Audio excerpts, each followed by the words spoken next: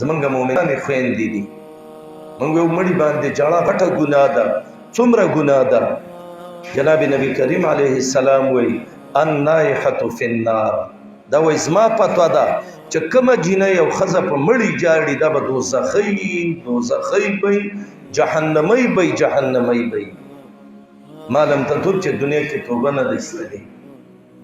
نن سبا زموږ کورونو کې مړي کېږي که نه، موږ پکې باجي هم ګورو، موږ پکې اجاڼۍ هم ګورو، موږ پکې د مولوي صاحب ښځه هم ګورو، موږ پکې د امیر صاحب ښځه هم ګورو، موږ پکې بل هم ګورو. قسم مې دی د کعبې په ربي که په یوې د چا ذهن کې راشي چې دا به د جهنم نه وځي. ولې؟ دا خو پیغمبر علیه السلام ویلي باید چې موږ او تاسې خپلې ښځې کېنو، خپلې خویندې کېنو، خپلې میندې کېنو، خپل بچي کېنو چې بچو دا مرګ موږ له لیکلی دی او دا به په موږ راځي. ورځان به کنټرول کوي. یو سړی داسې دی لکه دا موږ او تاسې چې وو، موږ او تاسې ټول ځان د جنت ټیکهداران حسابو، ډېر کمی دی موږ کې وګوره لکه دا موږ او تاسې چې وو. زه هم داسې به دې ناستو کې یاره څه ویم الحمدلله ما دا وصیت کړی دی، خو که څوک یې مني ودې مني او که نه مني نه دې مني.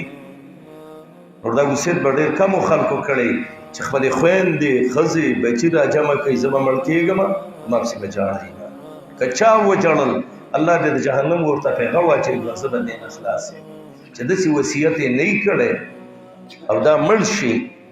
نو د امام بخاري رحمت الله علیه په صحیح البخاري کې روایت ده محمد رسول الله علیه السلام وی وَإِنَّ الْمَيِّتَ لَيُعَذَّبُ بِبُكَاءِ أَهْلِهِ عَلَيْهِ.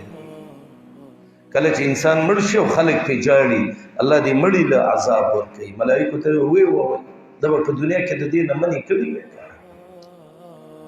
موږ او تاسې باید چې یو چې نن کورونو ته کله لاړو چې په دې وصیت وکړو چې ورکه موږ مړو ستاسې ژړا موږ ته څه پیدا نه کوي او نه ستاسې په ژړا باندې موږ څه کېږو جنتین کېږو او نه ستاسې په ژړا د جهنم نه خلاصېږو بلکې الټه پې تباه کېږو.